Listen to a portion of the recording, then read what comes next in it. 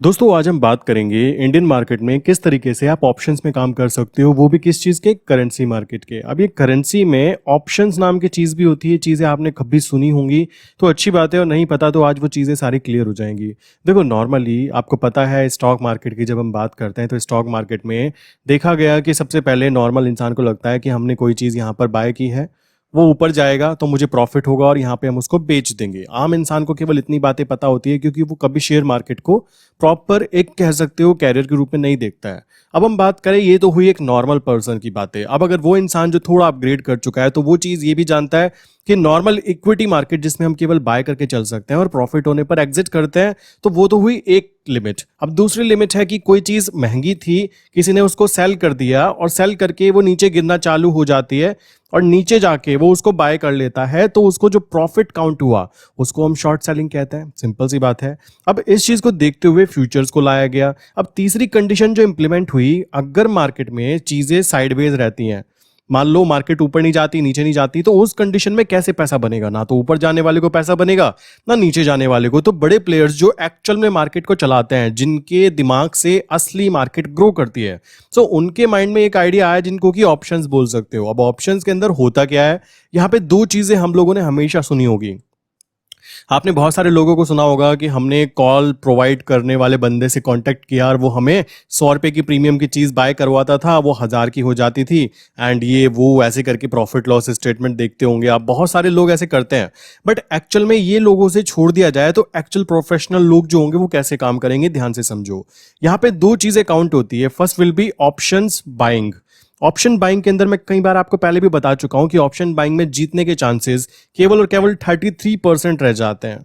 और अगर हम बात करें ऑप्शन सेलिंग की, तो उसके अंदर हमारे चांसेस 66% हैं कि हम जीत जाएंगे। तो मैथमेटिकली अगर देखा जाए तो ऑप्शन सेलर ज्यादा प्रॉफिट अर्न कर पाते हैं लॉन्ग टर्म के अंदर। शॉर्ट टर्म में हो सकता है कि आपको आज भगवान भरोसे आपने ट्रेड डाली और वो ट्रेड पॉजिटिव चली गई, इट्स गुड। बट अगर देखा जाए लॉन्ग टर्म में और विदाउट एनी टेंशन, अगर हमें पहले ही पता लग जाए कि हमें 10 रुपीज का प्रॉफिट होगा और 20 रुपीज का लॉस होगा। अब मैक्सिमम मैथमेटिकल जो पर्सन पढ़ के आते हैं वो कहते होंगे, अरे यार अजीब पागलों वाली बातें कर रहे हो, 10 रुपए के प्रॉफिट के लिए 20 रुपए के दाव पे लगाओगे। एक्चुअल में लोग यहां पर क्या करते हैं, यहां पर 10 रुपए को दाव पे लगाते हैं और 200 रुपए कमाने की कोशिश करते हैं। बट यहां पे एक चीज आ जाती है कि जीतने की प्रोबेबिलिटी बहुत ही कम है, कॉमन सी बात आती है। बट अगर हम ऑप्शन सेलिंग में देखें तो जीतने के चांसेस ज्यादा हैं कि आपको 10 रुपीज आएंगे, उसके चांसेस 66% हैं। आप हार जाओगे और हारने पर आपको पता है कि मेरा कितना नुकसान हो सकता है, वो भी चीज पहले ही प्री डिफाइन हो जाती है। लोग कहते हैं ऑप्शंस जो है एक गैम्बलिंग है,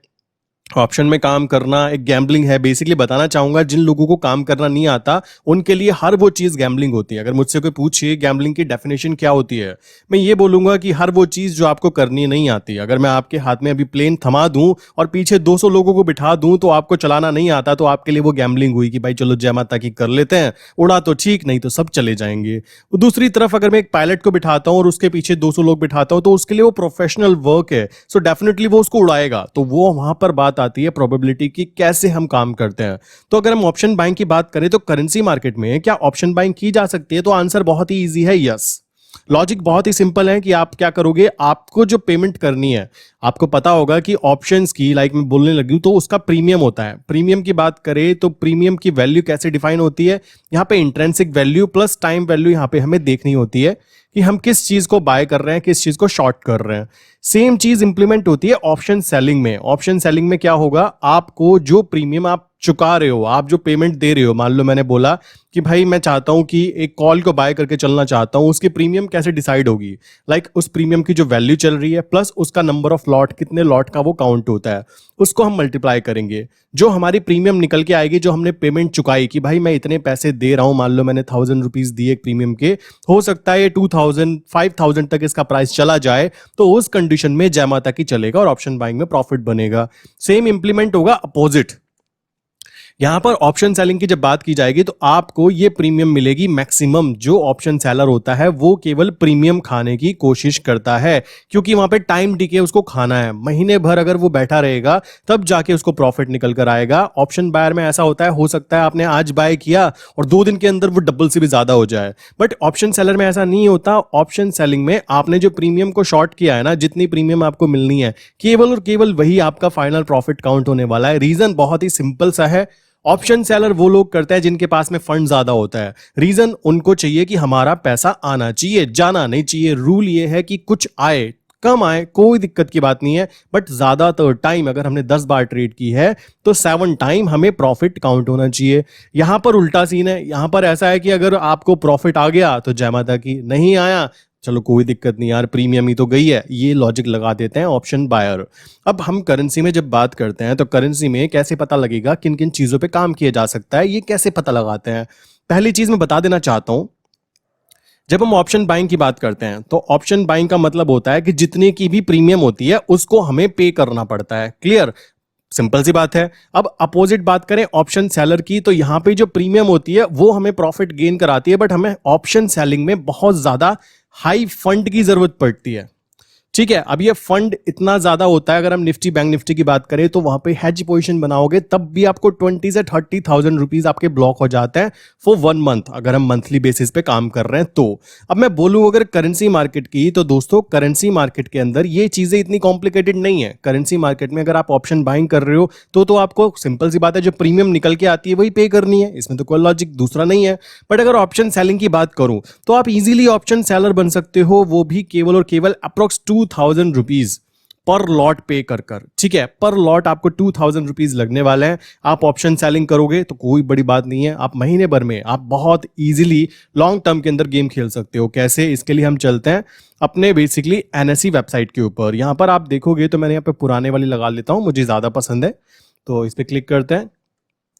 यहाँ पे जाने के बाद में हमें लाइव मार्केट में जाना है और करेंसी डेरिवेटिव पे क्लिक करना है। क्लिक करने के बाद में दोस्तों यहाँ पर आपको कुछ चीजें दिखाई देंगी, निफ्टी बैंक निफ्टी आप जिसके भी देखना चाहते हैं, इक्विटी स्टॉक्स एंड कुछ भी आप देखना चाहते हो देख सकते हो। अभी हम देखेंगे कौन कौन से यहाँ पे ऑप्शन अवेलेबल होते हैं। मेरा जो फेवरेट है, अगर मैं अपनी बात करूं तो फेवरेट की बात की जाए तो कॉमन सी चीज है कि भाई क्या क्या चीजें की जा सकती है। फेवरेट के अंदर बात की जाए तो मेरा जो है वो यूएसडी आईएनआर ज्यादा फेवरेट काउंट होता है, क्योंकि हमें पैसे कमाना है, हमें मल्टीपल चीजों पे काम नहीं करना है। अगर एक चीज कर कर मुझे 100 रुपीज आ पा रहे हैं तो भाई अगर वही चीज मैं मल्टीपल टाइम करूंगा तो वहां पे मुझे 1000 का भी प्रॉफिट काउंट हो सकता है। ये सिंपल सा लॉजिक है।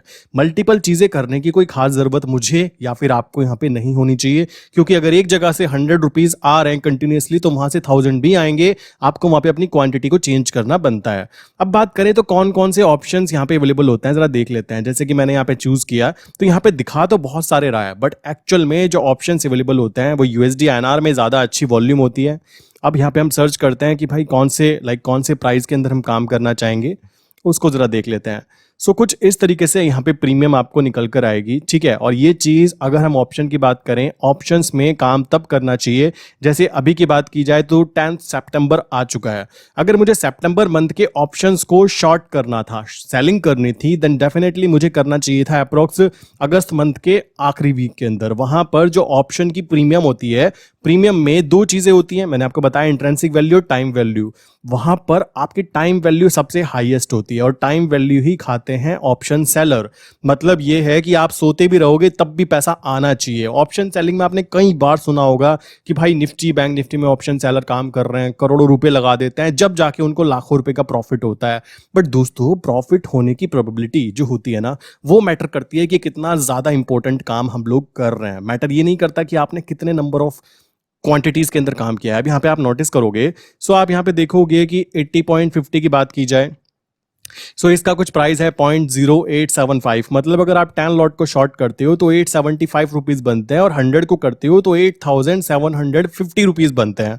कॉमन सी बात है। अब अगर इससे ऊपर की प्रीमियम को आप बाय भी कर लेते हो तो आपको यहाँ पे 5,050 रुपीज का नुकसान यहाँ पे देखने के लिए मिलेगा, तो भी आपको 3,000 रुपीज का प्रॉफिट आपको काउंट होगा। कॉमन सी बात आती है। और इसमें से केवल 200 या फिर 300 rupees maximum taxes and charges लगते हैं। ये चीज आप जीरोधा ब्रोकरेज कैलकुलेटर पर जाकर इजीली चेक भी कर सकते हो कि भाई इतना ज्यादा पैसा नहीं लगता यहाँ पे ऑप्शन सेलिंग करने पर। जबकि अगर आप निफ्टी बैंक निफ्टी पर काम करने की कोशिश करोगे ऑप्शन सेलिंग करते हुए, तो कोई भी एक सिंगल ट्रेड लेने का मतलब हुआ 300 प्लस का आपको वहां पे टैक्सेस एंड चार्जेस देना ही पड़ेगा।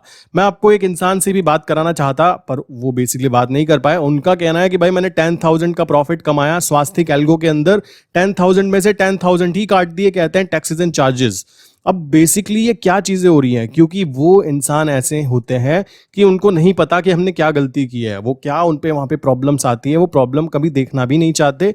सो दैट्स व्हाई ये चीज़ें लोगों को पता नहीं है कि ऑप्शंस में काम करना करेंसी में कितना आसान है। और करेंसी का मतलब होता है कि हमें एक स्टेबल इनकम जनरेट करनी है। यहाँ पर आप अपने इनकम को जनरेट कर सकते हो, बट डिपेंड करता है आपके ऊपर कि आप लालची हो या फिर नॉर्मल हो। कॉमन सी बात है, अब कोई लालची होगा तो इसको प्रीमियम को बाय करेगा, 8,000 रुपये तो पे करना है 100 लॉट पे, कोई दिक्कत नहीं, कर लेते हैं, 8 के 16 बन सकते हैं। बट मेरे भाई ये 3,000 मिलने के चांसेस बहुत ज्यादा है, कह सकते हो 90% चांस है कि आपको मिले, बट आपके वो 8 के 16 बनने के चांसेस केवल 10% है। अब आप प्रोबेबिलिटी पर वर्क ना करते हुए आप जमा ताकि करोगे तो मेरे भाई वहां पे क्या होने वाला है सबको पता है, वहां पे नुकसान होने के चांसेस काफी ज्यादा हाई हो जाएंगे। सो दैट्स व्हाई आपको इन चीजों को समझना है और इन चीजों पर धीमे धीमे काम करते रहना है। और ऑप्शंस में काम करने के लिए मैंने पहले ही बोला कि आप यहाँ पे मल्टीपल चीजें, जैसे कि आप यहाँ पे यूरो में भी वर्क कर सकते हो, लाइक यूरो, आप वहां पे यूरो में वर्क कर सकते हो,